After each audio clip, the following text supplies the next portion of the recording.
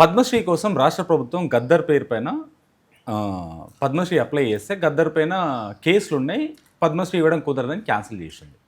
Cancel చేసిన దేశ ప్రభుత్వాన్ని పక్కన పెట్టి ప్రభుత్వాన్ని పక్కన పెట్టి రాష్ట్ర ప్రభుత్వం ఏం చేసింది, గద్దర్ అవార్డ్స్ని తీసుకొచ్చింది. నేషనలే యాక్సెప్ట్ చేయలేదు, అఫిలియేషన్ ఇవ్వలేని దానికి ఈ గద్దర్ అవార్డ్స్ పెట్టి గద్దర్ అవార్డ్స్ ఇవ్వడము ఎంతవరకు కరెక్ట్? గద్దర్ గారి పేరు మీద రాష్ట్రానికి గద్దర్ గారు ఏం చేశారు?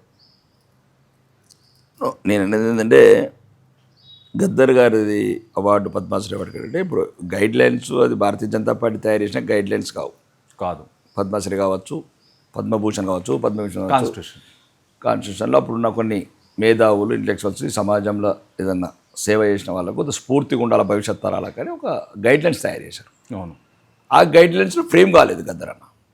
అంటే వాళ్ళు చేసిన ఒకరు ఈయన గురించి గైడ్ లైన్స్ తయారు చేయలేదు, 30 రాష్ట్రాల గురించి తయారు చేసిన గైడ్ లైన్స్ అవి, దేశం గురించి తయారు చేసిన గైడ్ లైన్స్.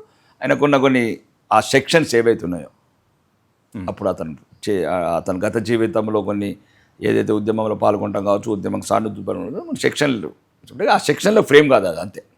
ఇంకా రెండోది గద్దరన్న అవార్డ్స్ ఇవ్వడం అనేది రాష్ట్ర ప్రభుత్వం నిర్ణయం. అది ఓకే, గద్దరన్న గతం ఏదైనా చివరిలో మాత్రం ప్రజాస్వామ్య వ్యవస్థలోకి వచ్చాడు. ఓకే, గతం ఏదైనా